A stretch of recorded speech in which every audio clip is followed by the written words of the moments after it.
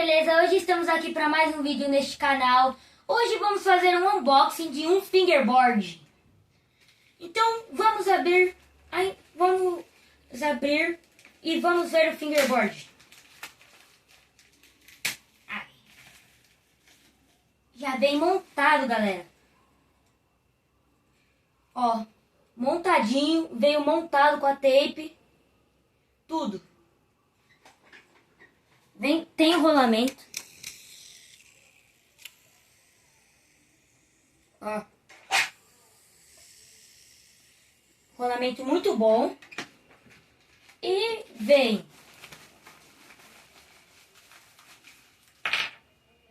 3 adesivos. Esse skate, galera, é da marca Bravo.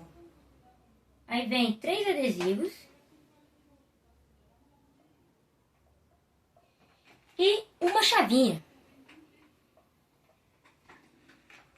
Aí, esse fingerboard, galera, custou R$50. O frete é mais ou menos uns 40, 42 reais. Aí, ele vem da China, galera. E esse fingerboard eu achei muito bom, ótimo. E vai servir muito pra mim agora, nesse tempo. Vamos dar algumas manobras.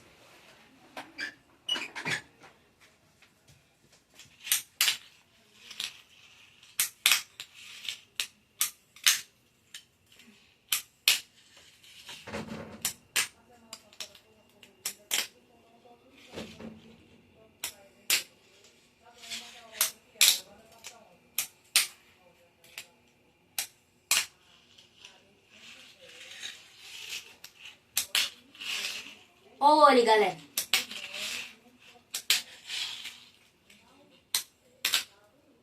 Ô, louco.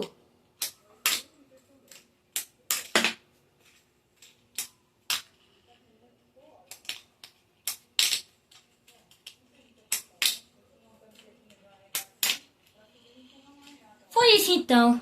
Espero que vocês tenham gostado. Ativa o sininho das notificações e deixa o like. E falou!